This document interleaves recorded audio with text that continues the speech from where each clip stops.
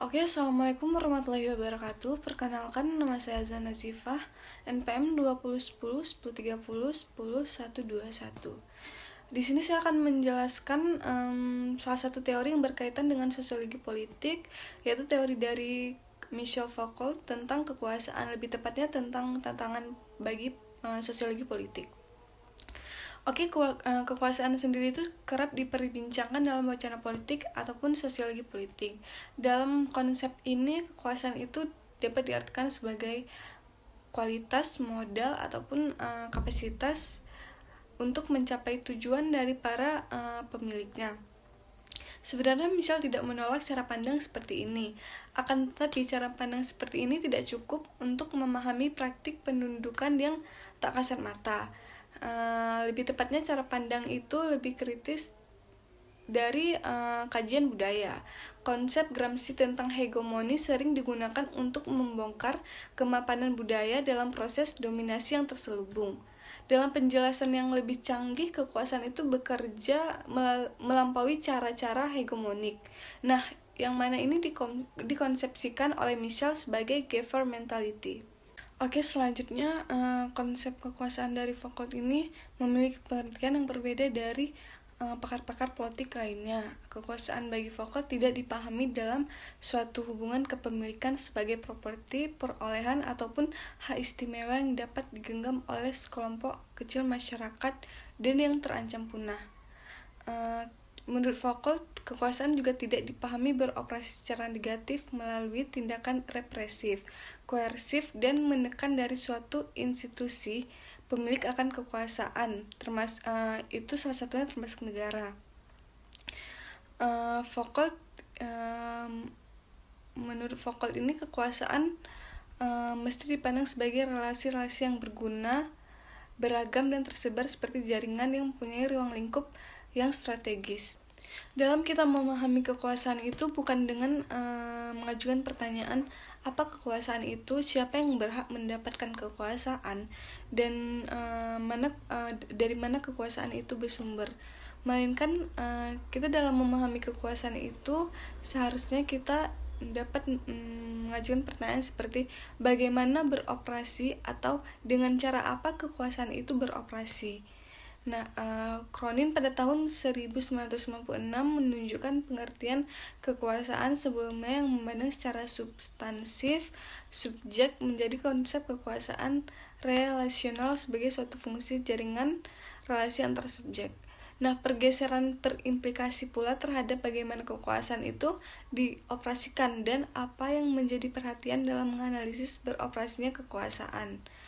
Di antaranya itu yang pertama, pandangan tentang kekuasaan sebagai sesuatu yang dimiliki oleh individu ataupun kelompok yang mengontrol yang lain atau terhadap fungsi kekuasaan yang nyatanya pada masyarakat modern.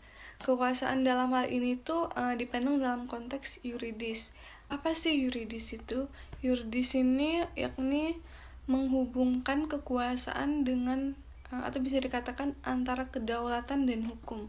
Dalam konsepsi ini, kekuasaan itu tertanam atau dimiliki oleh seorang individu tertentu dalam suatu hierarki relasi kekuasaan. Kekuasaan ini secara sah hukum dijalankan terhadap yang lain berdasarkan suatu konsensus. Akan tetapi menurut Foucault ini, konsep kekuasaan ini tidak dapat menangkap kompleksitas relasi kekuasaan dalam masyarakat modern. Yang kedua itu terjadi pula pergeseran fokus analisa kekuasaan dari yang analisa terhadap kesadaran dan kehendak subjek menjadi analisa terhadap tubuh. Disciplinary power beroperasi terhadap tubuh untuk mengendamkan normalisasi kekuasaan itu sebagai proses pembiasaan dalam tubuh terhadap perilaku dan menempatkan subjek perilaku, efek, dan kendaraan bagi kekuasaan. Suffrage power ini tuh negatif, jadi dia menundukkan perilaku melalui kepatuhan terhadap hukum.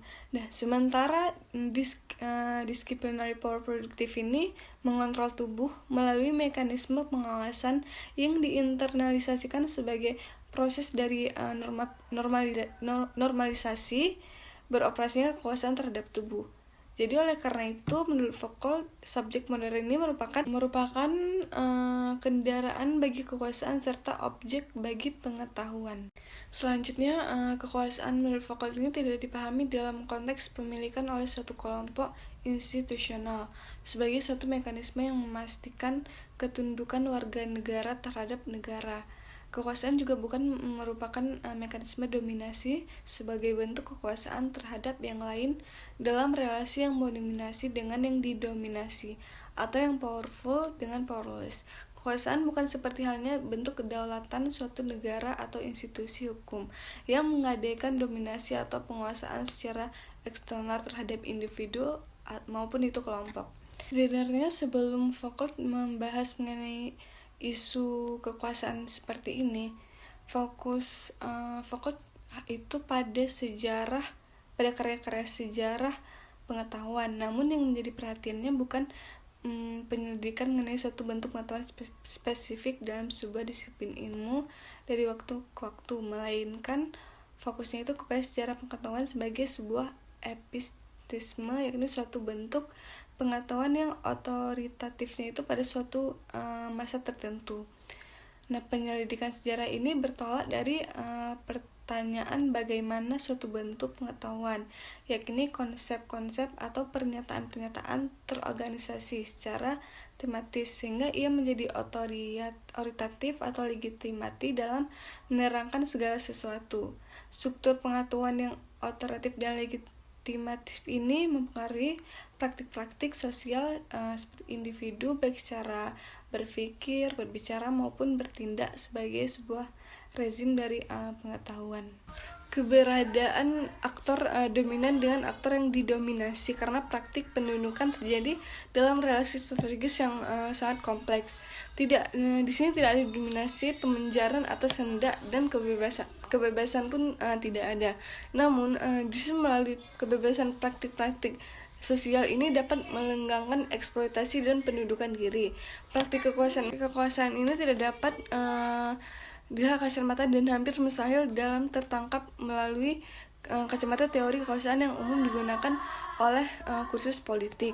Disinilah letak keunggulan teori kekuasaan Foucault. Ia menyediakan preparat yang lebih canggih dalam memotret realitas kekuasaan yang kompleks dan rumit ini. Sekian penjelasan saya mengenai teori kekuasaan dari Foucault. Apabila ada salah, saya mohon maaf. Assalamualaikum warahmatullahi wabarakatuh.